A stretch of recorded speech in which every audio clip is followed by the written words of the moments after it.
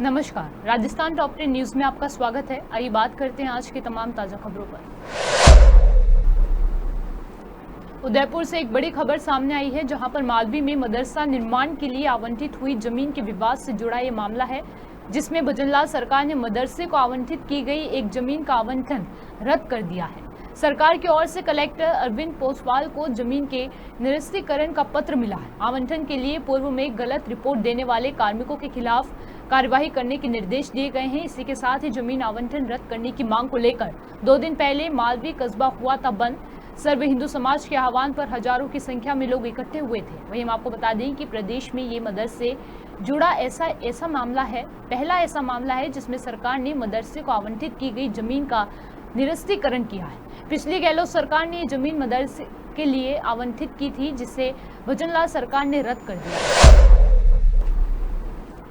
दौसा विधानसभा क्षेत्र में सांसद मुरारी लाल मीणा के साथ प्रभारी भी कार्यकर्ताओं के साथ 1-to-1 संवाद कर रहे हैं। इस दौरान मीणा ने मीडिया से बात करते हुए कहा कि बीजेपी को फिर दौसा में मात देंगे। टिकट वितरण के सवाल पर उन्होंने कहा कि आला कमान ये फैसला करेगा और अब की बार कार्यकर्ताओं के साथ बैठकर टिकट वितरण पर चर्चा भी करेंगे। राहुल गांधी पर भाजपा नेताओं द्वारा दिए गए बयान पर सांसद मीणा ने बीजेपी पर जमकर हमला बोला। मंडलों पर ज्यादातर मीटिंग ले रहे हो, उद्देश्य क्या है और किस प्रकार का रेस्पॉन्स दिखाई देंगे? तो दौसा विधानसभा क्षेत्र का उपचुनाव शीघ्र घोषित होने वाला है और हम हमारे मंडलों का गठन पहले किया हुआ है, लेकिन हम पूरे पुनर्गठन कर रहे हैं मंडलों पे। यदि कोई कार्यकर्ता हमारा सीखते हुए एक्टिव करेंगे उसको और कोई नए लोगों को जोड़ेंगे। मैं समझता हूँ कि सारे 11 मंडलों पे हमने मीटिंग का आयोजन रखा है और करीब हमारे आज 8 मंडलों पर मीटिंग हमारी हो चुकी है। हम जहाँ भी गए हमारे पूरे कार्यकर्ताओं में बड़ा जोश है और जिस तरह से बीजेपी ने 9 महीने के अंदर काम किए, हमारी योजनाओं को बंद किया है, समीक्षा के नाम पे हमारे विकास के कार्यों को बंद किया है।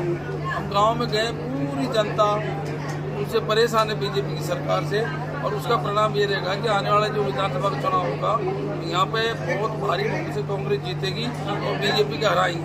आप टिकट वितरण की क्या प्लानिंग रहेगी? टिकट में हम प्रयत्न करेंगे। हमारा हमने लोगों को बोला भी है, जो समीक्षा हुई है कि हमारे सर्वे के आधार पर, और मैं समझता हूँ कि हाईकमान पूरी नीचे तक सर्वे करके जानकारी प्राप्त करके जो सर्वमान्य प्रत्याशी होगा उसको मेरे हिसाब से उतारेंगे और हम सब मिलकर उसके लिए काम करेंगे। कार्यकर्ताओं की तरफ से कोई सुझाव दिया गया है आगामी चुनावों को लेकर? हमने सब कार्यकर्ताओं को ये रहा कि जो बीजेपी ने 9 महीने के अंदर हमारी योजनाओं को बंद कर दिया उसको आम जनता तक पहुँचाए। जो बीजेपी ने हमारे काम बंद कर दिए वो आम जनता तक पहुँचाए और बीजेपी भ्रम नहीं फैला सके, बीजेपी झूठ नहीं फैला सके। तो इसलिए हम पहले अलर्ट कर रहे हैं, क्योंकि उनकी सरकार में कोई किसी भी प्रकार का वो मिसयूज कर सकते हैं सत्ता का।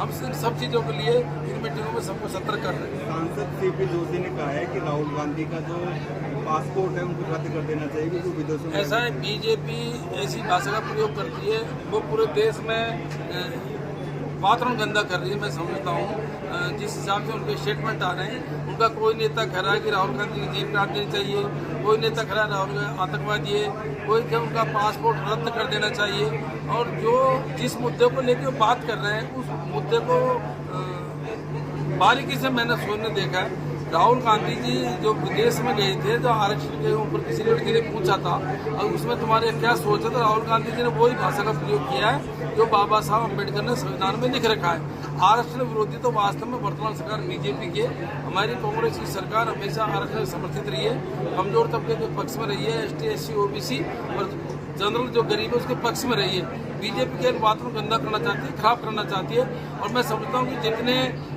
राष्ट्रभक्त कांग्रेसी हैं बीजेपी को हो ही नहीं सकते। ये तो राष्ट्रभक्त के नाटक करते हैं, हमारे लोग वास्तव में राष्ट्रभक्त हैं। इस राहुल गांधी जी के परिवार में से बहुत सातत्य लोग हैं। इंदिरा गांधी जी मर गई, राजीव गांधी जी मर गए, नेहरू जी लंबे समय तक जेल में रहे और उनको ऐसे आरोप लगाते हैं। जनता इस बात को बिल्कुल नहीं मानेगी। आज प्रदेश अध्यक्ष आपके पूर्व विधानसभा क्षेत्र में ऐसा मैंने भी वीडियो देखा है, प्रदेश अध्यक्ष भी हम मीटिंग कर रहे हैं मंडल स्तर पे सदस्यता के नाम पे, हम भी मंडल स्तर पर मीटिंग कर रहे हैं। मैं समझता हूँ कि वो मीटिंगों से पता लग जाएगा कि जनता का झुकाव किस में है। अभी मैं मल्लारना की मीटिंग दे रहा था, वहाँ पे मात्र 20 आदमी प्रदेश अध्यक्ष की मीटिंग में हो, तो ये हमारे लिए शर्म की बात है। बीजेपी वालों को तो पता नहीं शर्म आ रही नहीं आ रही, मेरे को जरूर शर्म आ रही है। यदि मेरे को पता देते तो 100 साल हम ही भेज देते, ताकि 2 साल के अंदर प्रदेश सदस्य की ऐसी स्थिति नहीं होती। हमारी सामान्य मीटिंगों में 2-2, 2.5-2, 300 आदमी आ रहे हैं। तो ये इस बात का संकेत है और बीजेपी के राज से आम जनता परेशान है। किरोड़ी लाल मीणा को काफी टाइम हो गया है इस्तीफा दिए हुए। आज भी सवाल पूछा गया था तो उन्होंने कहा था कि हम सब अभी तक एक हैं। देखो, किरोड़ी लाल मीणा, मैंने पहले भी कई बार बोला है, एक जनाधार वाले नेता हैं, एक बड़े नेता हैं, एक अच्छे लीडर हैं। उन्होंने इस्तीफा दे रखा है। मैं तो ये कहूँगा, अब उनको दिल से, यदि बीजेपी चाहती है अब थोड़ा बहुत उनके कुछ हो तो उनको दिल से किरोड़ी लाल जी को मनाना चाहिए, ताकि थोड़ी बहुत जान आ सके। नहीं तो इनकी हालत बहुत खराब है। लेकिन आपको क्या लगता है कि बीजेपी दिल से नहीं मना रही है क्या उनको? भाई मैं कह रहा हूँ, चाहे किरोड़ी लाल जी को हाथ जोड़ो, चाहे पैर पकड़ो, थोड़ा बहुत किरोड़ी लाल जी के पीछे पड़ेंगे तो हो सकता है जब मनाना चाहिए उनको। बस ये है कि इतने बड़े नेता, इसका इफेक्ट देख लो ना। अभी संजीवनी क्रेडिट कोऑपरेटिव मामले में केंद्रीय मंत्री गजेंद्र सिंह शेखावत को राजस्थान हाईकोर्ट ने क्लीन चिट दे दी है। गजेंद्र सिंह शेखावत की ओर से दायर याचिका में एफआईआर के साथ साथ जांच को भी रद्द करने की मांग की गई थी। 17 सितंबर 2024 को जस्टिस अरुण मोंगा की बेंच ने इस मामले में आखिरी आदेश पारित करते हुए एसओजी को इस सवाल का जवाब दाखिल करने का निर्देश दिया कि क्या एसओजी गजेंद्र सिंह शेखावत के खिलाफ आरोप पत्र दाखिल करने का इरादा रखती है। इस मामले में एसओजी की ओर से एक विस्तृत रिपोर्ट दायर की गई, जिसमें कहा गया कि गजेंद्र सिंह शेखावत के खिलाफ कोई भी सबूत नहीं है और कंपनियों में निदेशक के रूप में उनके इस्तीफे के बाद किए गए कृत्यों के लिए उन्हें जिम्मेदार नहीं ठहराया जा सकता। इस रिपोर्ट के आधार पर हाईकोर्ट ने गजेंद्र सिंह को क्लीन चिट दी। आज उच्च न्यायालय जोधपुर में गजेंद्र सिंह जी की याचिका लगी हुई थी। पिछली तारीख पे हाईकोर्ट ने ये आदेश दिया था AAG साहब को कि इतने साल से 2019 में ये एफआईआर दर्ज हुई, उसके बाद 4 या 5 बार चालान पेश हुआ। गजेंद्र सिंह जी की कोई संलिप्तता, ना तो उनका नाम एफआईआर में था, ना उन चार्जशीट्स में उनके बारे में कुछ लिखा गया, उनको कोई ना तो संदिग्ध माना गया ना मुल्जिम माना गया। तो इसमें उनका जो भी इन्वेस्टिगेशन अब तक हुई है, उस इन्वेस्टिगेशन में उनका जो रिजल्ट है वो रिजल्ट आप पेश करें अगली तारीख पे।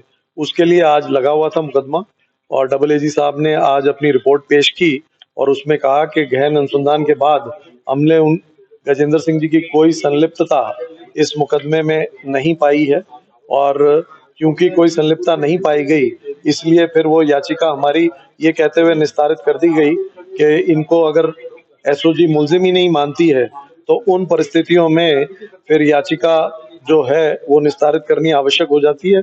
उन्होंने ये कहते हुए निस्तारित कर दी कि जो फैक्चुअल रिपोर्ट पेश की है एसओजी ने वो रिकॉर्ड कर ली जाती है और उसमें उनकी कोई संलिप्तता नहीं पाई जाने के कारण याचिका निस्तारित कर दी गई। ये भी कहा गया कि अग्रिम अनुसंधान अगर भविष्य में किया जाए तो वो अनुसंधान धारा 193 सबसेक्शन 9 प्रोवाइजो जो बीएनएसएस का आया है उसमें ये लिखा हुआ है स्पष्ट कि अग्रिम अनुसंधान अगर ट्रायल शुरू हो जाता है तो उसमें कंसर्न ट्रायल कोर्ट की परमिशन के बिना वो अग्रिम अनुसंधान नहीं हो सकता। तो अगर भविष्य में कोई अनुसंधान अग्रिम किया भी जाता है तो ट्रायल कोर्ट की परमिशन लेके ही किया जाएगा, अन्यथा नहीं किया जाएगा। ये कहते हुए हमारी जो याचिका है वो निस्तारित कर दी गई और एसओजी ने ये पा लिया कि जहां तक गजेंद्र सिंह जी का सवाल है उनके द्वारा कोई अपराध नहीं किया गया। वो जिन कंपनीज की बात पहले एलिगेशन लगाए जाते थे उन कंपनीज में वो जो ये संजीवनी कोऑपरेटिव सोसाइटी वाला स्कैम हुआ है उसमें उस स्कैम से बहुत पहले ही वो एज अ डायरेक्टर उन कंपनीज से रिटायर कर चुके थे, इसलिए उनकी कोई संलिप्तता नहीं पाई गई और एसओजी के रिपोर्ट के उपरांत ये जो हमारी याचिका है ये कहते हुए निस्तारित कर दी। सर क्या कुछ रहा कोर्ट में?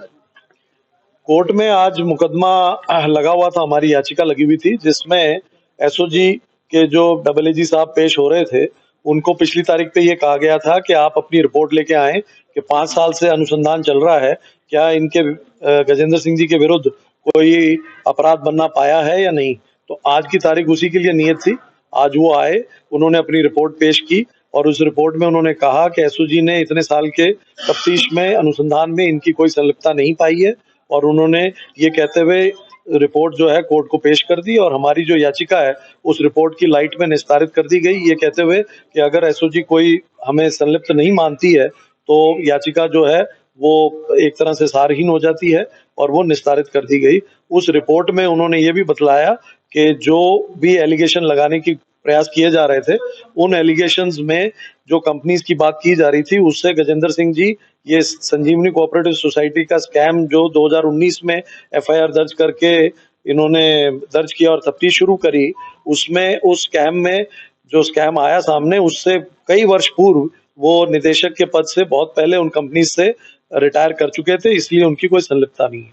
इस लाइट में उन्होंने हमारी याचिका निस्तारित कर दी और ये भी कहा कि अगर भविष्य में कोई अग्रिम अनुसंधान किया भी जाता है तो बीएनएसएस जो नया कानून आया है उसकी धारा 193 सबसेक्शन 9 का प्रोवाइजो में ये स्पष्ट लिखा हुआ है कि अगर ट्रायल नीचे शुरू हो जाता है दूसरे अभियुक्तों का, उस दौरान अगर कोई फर्दर इन्वेस्टिगेशन किया जाता है तो ट्रायल कोर्ट की परमिशन के बिना नहीं किया जा सकता, और अगर ये भविष्य में कोई और अनुसंधान करने का प्रयास भी करते हैं तो इनको ट्रायल कोर्ट की परमिशन दें।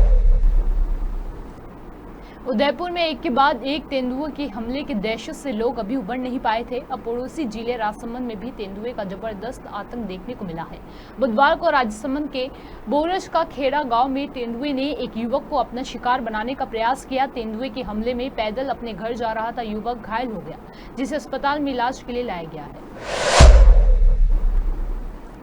20 साल से मध्य प्रदेश और राजस्थान के बीच चले आ रहे विवाद का हल हो गया है। बुधवार को मध्य प्रदेश के मुख्यमंत्री डॉक्टर मोहन यादव ने राजस्थान के सीएम भजनलाल शर्मा से मुलाकात कर पार्वती काली सिंध चंबल ERCP लिंक परियोजना को लेकर फैसला ले लिया है। इस वर्ष इसके पहले भी इस विवाद को सुलझाने के लिए सहमति बन गई थी, जिसके बाद बुधवार को संशोधित MOU पर साइन करने की सहमति बनी। हाल ही में तिरुपति बालाजी मंदिर के प्रसाद में जानवरों की चर्बी मिलने को लेकर विवाद हुआ था। इसके बाद देश भर में मंदिरों के प्रसादों की गुणवत्ता की जांच होनी शुरू हो गई है। वहीं राजस्थान में भी इसका असर दिखा और प्रदेश के बड़े मंदिरों के प्रसाद की गुणवत्ता चेक करने के लिए अभियान शुरू किया गया। राजस्थान में प्रसाद की गुणवत्ता के लिए भोग सर्टिफिकेट दिया जाता है, जिसमें मात्र मोती डूंगरी मंदिर को भोग सर्टिफिकेट प्राप्त था। हालांकि 54 मंदिरों ने भोग सर्टिफिकेट के लिए आवेदन किया। राजधानी जयपुर में वैसे तो कई कच्ची बस्तियां हैं, लेकिन एक कच्ची बस्ती ऐसी है जहां लोगों की मौलिक अधिकारों का हनन किया जा रहा है। यहां बैंक ने जमीन को मार करके बस्ती खाली करने का नोटिस जारी कर दिया है। ये पूरा मामला है जयपुर की तली में बसी वेदपुरी कच्ची बस्ती का। इस कच्ची बस्ती में करीब 50 परिवार रहते हैं। बैंक के इस नोटिस के बाद यहां सभी लोग धरने पर बैठे हैं। लोगों का कहना है कि सालों से वो इस जगह पर रह रहे हैं, यहां उनका घर है और इस जगह को वो लोग किसी कीमत पर खाली नहीं करेंगे। डेंगू से डॉक्टर की मौत की आशंका जताई जा रही है। रामगढ़ पचवाड़ा अस्पताल की डॉक्टर ज्योति मीना की मौत की खबर सामने आई है। जयपुर के निजी अस्पताल में इलाज के दौरान ज्योति मीना ने दम तोड़ दिया। मृतका ज्योति मीना की 1 साल की बेटी भी डेंगू से पीड़ित है। सवाई माधोपुर में 800 किलो फफूंद लगे लड्डू को नष्ट करवाया गया है। त्रिनेश गणेश मंदिर परिसर में दुकानों पर हेल्थ डिपार्टमेंट की कार्यवाही हुई है। मंदिर परिसर की सभी दुकानों को 2 अक्टूबर तक बंद रखने का आदेश है। हेल्थ डिपार्टमेंट की ओर से मंदिर परिसर की दुकानों पर एक्शन लिया गया। 25 से 30 सितंबर के बीच पूर्वी राजस्थान के कोटा उदयपुर संभाग के कुछ भागों में हल्की से मध्यम बारिश हो सकती है। वहीं IMD ने 26 सितंबर को 16 जिलों में और 27 सितंबर को 21 जिलों में येलो अलर्ट जारी किया है। मौसम विभाग के जयपुर केंद्र के मुताबिक भरतपुर, जयपुर और अजमेर संभाग के कुछ भागों में 27 से 29 सितंबर तक के बीच हल्की से मध्यम बारिश होने का अनुमान है। ये बारिश इन संभागों में स्थित जिलों में कहीं कहीं हो सकती है। वहीं दक्षिण पश्चिम राजस्थान के 28 से 30 सितंबर के बीच कहीं कहीं मेघगर्जन के साथ हल्की बूंदाबांदी हो सकती है।